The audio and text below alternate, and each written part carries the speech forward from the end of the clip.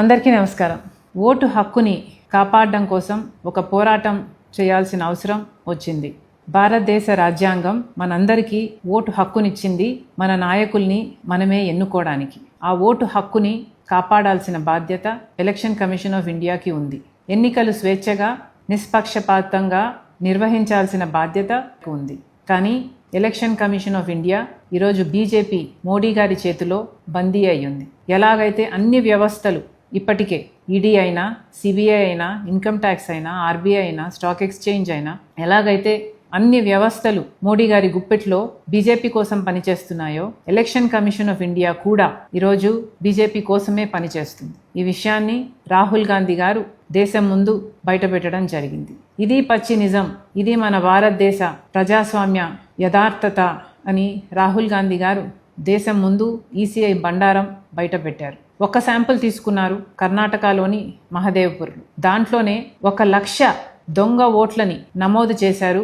1,00,000 ఓట్లకి దొంగ పేర్లున్నాయి, దొంగ ఫోటోలున్నాయి, దొంగ అడ్రస్లున్నాయి. ఇలా ఓట్ చోరీ చేయడమే కాక మహారాష్ట్రలో 5-6 గంటలకు మధ్యలో 60 లక్షల ఓట్లకు పైగా కొత్త ఓట్లు వేయటం జరిగింది. ఈ ఓట్లను ఎవరు వేశారు? సీసీటీవీ ఫుటేజ్ ఎక్కడుంది అంటే ఏ ఆధారాలు లేవు. అలాగే గత 5 సంవత్సరాలుగా ఎన్ని ఓట్లయితే నమోదయ్యాయో, ఎలక్షన్లకు ముందు 5 నెలల్లోనే 1 కోటి ఓట్లకు పైగా అంతకంటే ఎక్కువ నమోదయ్యాయి. మరి ఇది అన్యాయం కాదా? ఇది ఓటు చోరీ కాదా? ఎలక్షన్ కమిషన్ వాళ్ళ బీజేపీకి వ్యతిరేకంగా ఉన్న ఓట్లని తొలగించడం అయితేనేమి, లేక దొంగ ఓట్లు బీజేపీకి అనుకూలంగా వేసేవారి పేర్లను చేర్చడం అయితేనేమి, ఇలా ఓటు చోరీకి పాల్పడుతుంది ఎలక్షన్ కమిషన్ ఆఫ్ ఇండియా. ఈరోజు ఎలక్షన్ కమిషన్ ఆఫ్ ఇండియా కూడా బీజేపీ ఎలక్షన్ ఏజెంట్గా పనిచేస్తుంది. వీటి మీద పోరాటం చేయాల్సిన అవసరం ఉంది.